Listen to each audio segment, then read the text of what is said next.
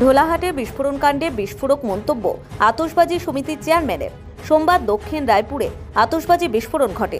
মঙ্গলবার ঘটনাস্থলে আসেন সারা বাংলা আতশবাজি সমিতির চেয়ারম্যান বাবলা রায়। ঘটনাস্থল পরিদর্শন করেন এবং স্থানীয়দের সঙ্গে কথা বলেন। এর চেয়ে জঘন্যতম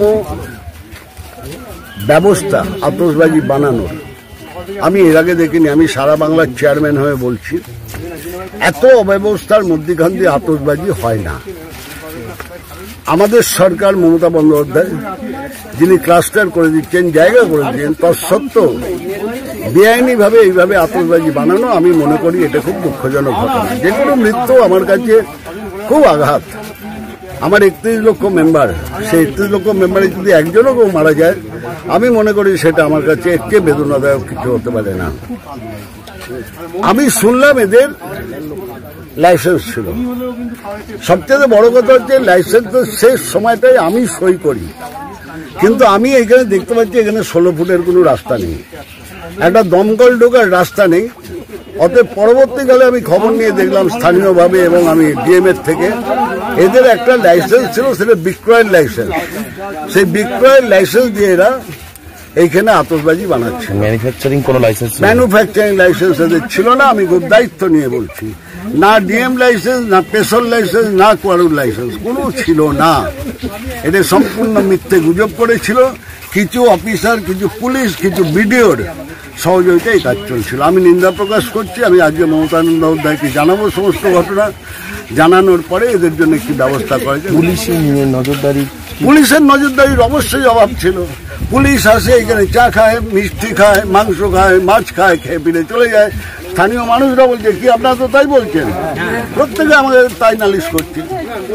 অবিলম্বে এই থানার পুলিশকে অপসারণ করতে হবে। আমি দাবি তুলছি, অবিলম্বে অপসারণ করতে হবে। কেন তিনি দেখেননি? কেন আমার 8টা মানুষ মারা যাবে? আমার পরিবারে 8টা মানুষ মারা গেছে। আমি চুপ করে থাকবো না। সরকার আমার বদনাম হবে সরকারের।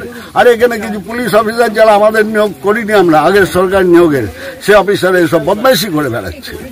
আমি তীব্র নিন্দা করছি। অবিলম্বে আমি পুলিশকে সাসপেন্ড করতে বলছি বড় অংশে। এই আমার। এদিন ওই ঘটনায় পরিদর্শনে আসেন প্রদেশ কংগ্রেসের একটি দল।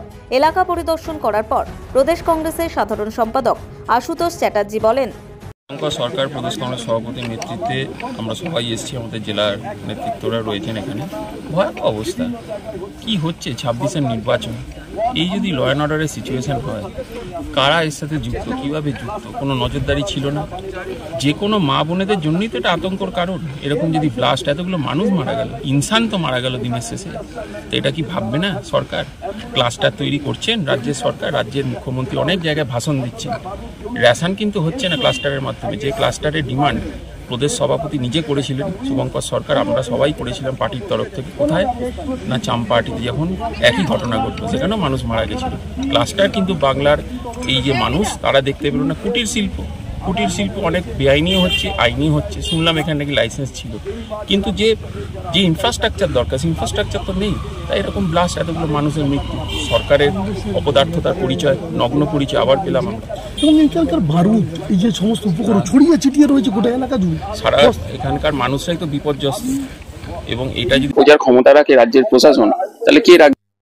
তো পরিষ্কার কথা, নজরদারি নেই, মাল তোলা চলছে, সবাই জানে। সব তদন্ত কি প্রয়োজন রয়েছে?